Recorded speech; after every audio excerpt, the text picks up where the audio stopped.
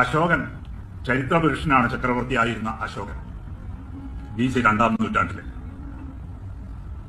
പക്ഷെ ഇന്ത്യയിലെ ഇന്നും ചർച്ചാവിഷയം, ഇന്നും ജീവിച്ചിരിക്കുന്ന രാജാവ് രാമനും കൃഷ്ണനും ഒക്കെയാണ്. രാമനും കൃഷ്ണനും ഒന്നും ജീവിച്ചിരുന്ന ആളുകളെ അല്ല.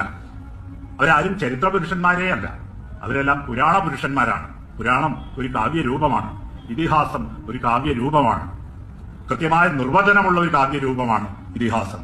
ധർമാർത്ഥ കാമമോക്ഷാണാം ഉപദേശ സമന്വിതം പൂർവവൃത്തം കഥായുക്തം ഇതിഹാസം പ്രചക്ഷതേ. അപ്പൊ ഇതിഹാസ പുരുഷന്മാരാണ്, ചരിത്ര പുരുഷന്മാരേ അല്ല അവര് ഒരിക്കലും. നമ്മുടെ ബുദ്ധിജീവികളുടെ ചർച്ചകളൊക്കെ കേട്ടാൽ തോന്നും രാമനും കൃഷ്ണനും ഒക്കെ ഇവിടെ ജീവിച്ചിരുന്ന ആളുകളാണ്. രാമൻ എന്ന് ജനിച്ചു, എങ്ങനെ ജനിച്ചു, അല്ലെങ്കിൽ രാമൻ ചെയ്തത് ശരിയായില്ല, രാവണൻ ചെയ്തത് ശരിയായില്ല, സീത ചെയ്തത് ശരിയായില്ല, ഇങ്ങനെ പലതരത്തിലുള്ള ചർച്ചകളാണ്. ഇവരൊക്കെ ജീവിച്ചിരുന്ന ആളുകളാണ് എന്ന മട്ടിൽ ജനതയുടെയും കവികളുടെയും ഭാവനയിൽ രൂപം കൊണ്ട കഥാപാത്രങ്ങളാണ് ഇവരെന്നുള്ളത് മറന്നുപോയി. യഥാർത്ഥ ചരിത്ര പുരുഷന്മാരെക്കാൾ ജനങ്ങളുടെ ഹൃദയത്തിൽ ഇവരാണ് ജീവിക്കുന്നത്, ഈ കഥാപാത്രങ്ങൾ ജീവിക്കുന്നത്. അശോകൻ ചരിത്ര പുരുഷനാണ്, ചക്രവർത്തിയായി.